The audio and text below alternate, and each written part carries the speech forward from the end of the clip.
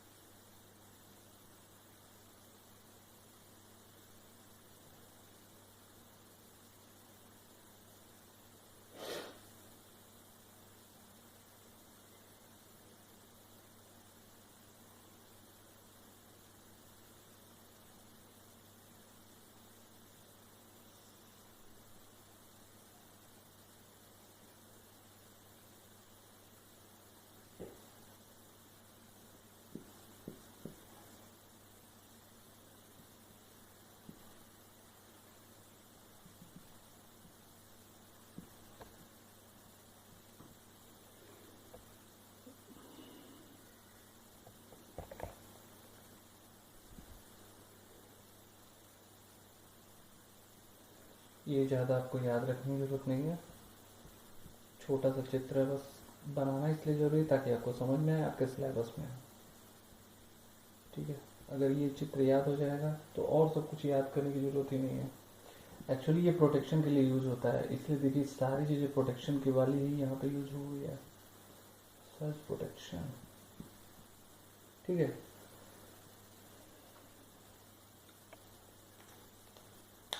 देखिए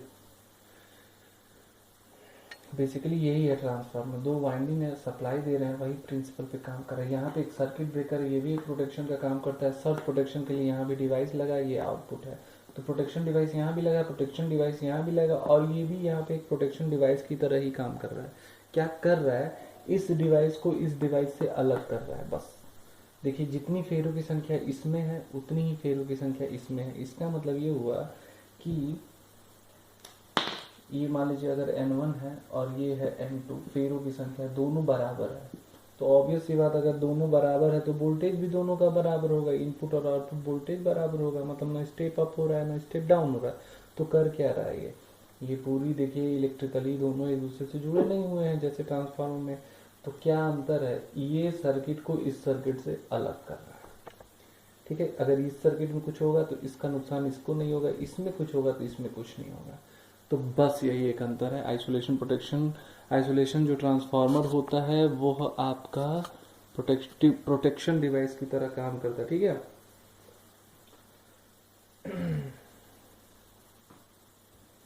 तो इसको मैं डिफाइन करके लिखता हूँ, ये चित्र आप बना लीजिए। इस चित्र में अगर आपको ये भी नहीं बनाना है, ये भी नहीं बनाना, तो कोई दिक्कत नहीं है, बस फेरों की संख्या आपको बराबर बनानी है। अगर ऐसा आप करेंगे तो ठीक है, तभी सही है। तो ये चित्र बनाइएगा। फिर देखिए यहाँ पे डेफिनेशन जो है, इसका डेफिनेशन क्या है, an isolation transformer, isolation transformer चित्र से समझिएगा, फेरों की संख्या समान है, तो कर क्या रहा है, वो सिर्फ अलग कर रहा है एक सर्किट को दूसरे सर्किट से, लेकिन काम तो उसका ट्रांसफार्मर वाला ही है, वोल्टेज को ट्रांसफर कर रहा है। ठीक है, is a transformer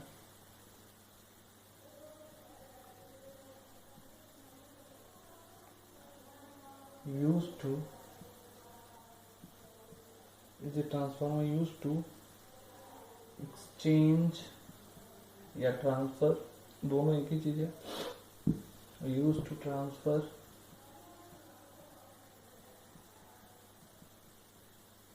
power, use to transfer power from one to another circuit, same तरह से another circuit, one to another circuit by isolating isolating का मतलब अलग करना होता है other gadget from power source।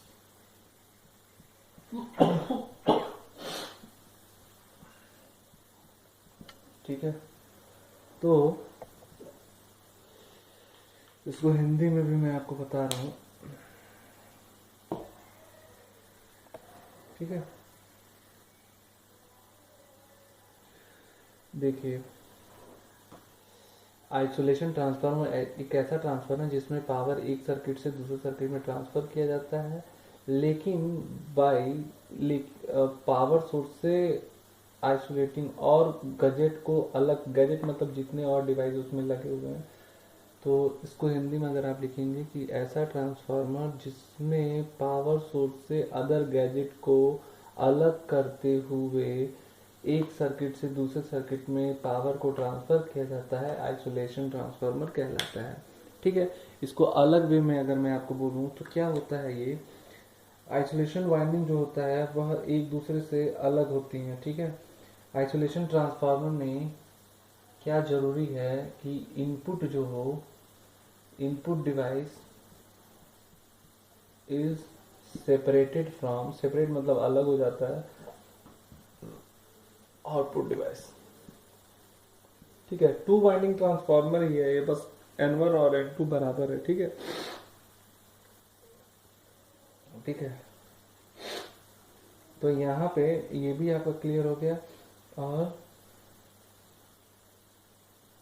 ठीक, इस तरह से भी लिख सकते हैं, इनपुट डिवाइस दूसरे वे में लिख सकते हैं, input device is separated from output device bye potential barrier. ठीक है, चित्र आपको बनाना है और ये सारी चीजें लिख देनी है। ठीक है, अब एक चीज मैं आपको बस इसमें बताऊंगा आगे जो है कि क्यों इसको यूज किया जाता है। ठीक है, क्यों इसका यूज किया जाता है ये जानना बहुत जरूरी है कि क्या जरूरत है। वैसे आपको ये समझ में आ गया होगा कि क्यों इसको हम यूज कर रहे हैं, क्योंकि इसका वजह ये है कि आपको एक डिवाइस को बचाना है, तो दूसरे डिवाइस में कोई फॉल्ट हो, तो उसी चीज को मैं आपको लिखवा रहा हूँ, समझिएगा आप। ठीक है, इसको समझिए तब तक।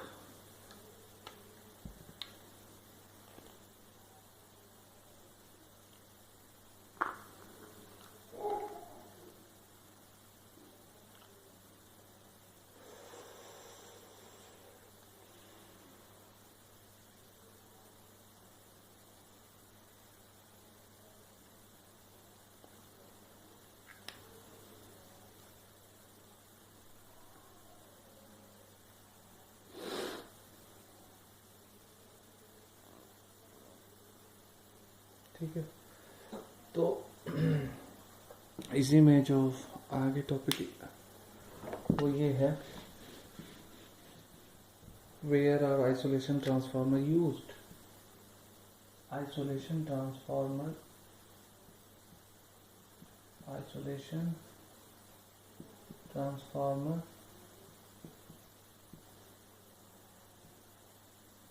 यूजेस, क्या यूज होता है इसका। ठीक है, where are isolation transformer are used, या इसको हम बोल सकते हैं कि वेयर आर, कहाँ इसका प्रयोग होता है ये आप जानिए। ठीक है, किस चीज़ पे देखो, जब फेरों की संख्या बराबर है तो पावर ट्रांसमिशन में तो यूज नहीं किया जाता होगा। तो किस वजह से किया जाता है? सेफ्टी पर्पस के लिए किया जाता है, ठीक है। तो पहला, जितने भी मेडिकल इक्विपमेंट होते हैं टू प्रोवाइड, जितने भी मेडिकल मशीनें होती हैं वहाँ पे आइसोलेशन ट्रांसफार्मर, क्योंकि वहाँ पे कोई दिक्कत ना हो, ठीक है। तो वहाँ पे हम यूज़ करते हैं टू प्रोवाइड इलेक्ट्रिकल आइसोलेशन। सब में आइसोलेशन के लिए होता है इन मेडिकल इक्विपमेंट, जहाँ पे खतरा, हम रिस्क नहीं ले सकते हैं, ठीक है। तो टू प्रोवाइड इलेक्ट्रिकल आइसोलेशन इन आपका इन मेडिकल इक्विपमेंट, और जहाँ पे ग्राउंडिंग नहीं होती, जहाँ पे अर्थिंग नहीं दिया गया है, उस डिवाइस में भी इसका यूज किया जाता है, ठीक है, ठीक है।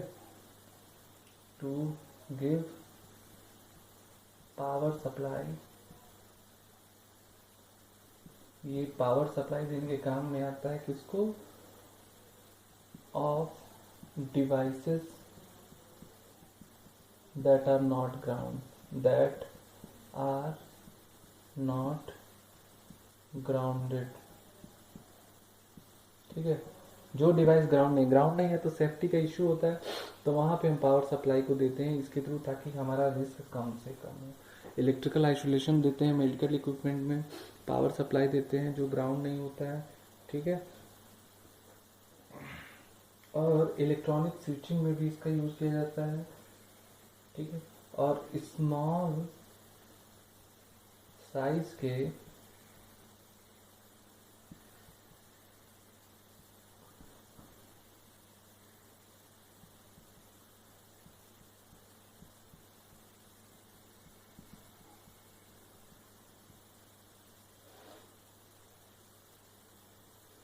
पल्स सर्किट में अगर स्मॉल साइज का आइसोलेशन चाहिए तो भी इसका यूज करते हैं, ठीक है। Isolation of small sizes in pulse circuit में भी इसका यूज करते हैं, ठीक है। पल्स सर्किट जहाँ पे थोड़ा थोड़ा पल्स रुक रुक के देना हो तो वहाँ भी इसका यूज करते हैं। और इलेक्ट्रॉनिक टेस्टिंग, जैसे मैंने बताया, वहाँ पे इसका यूज होता है। इन इलेक्ट्रॉनिक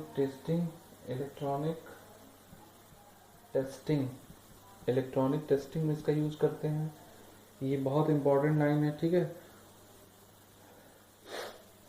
और बस एक लाइन ये लिख दी, वेयर सेफ्टी इज रिक्वायर्ड, जहाँ पे इलेक्ट्रिकल सेफ्टी की जरूरत ज्यादा है, where electrical safety is more essential, जहाँ पे बहुत ज्यादा जरूरत है, देयर इट इज यूज्ड, वहां पे इसका यूज होता है, ठीक है। तो इस तरह से मैंने आपको आइसोलेशन ट्रांसफार्मर बताया है। अगले टॉपिक में मैं आपको सीवीटी बताऊंगा और उसके बाद ये आपका खत्म हो जाएगा, ठीक है। तब तक के लिए एंजॉय कीजिए।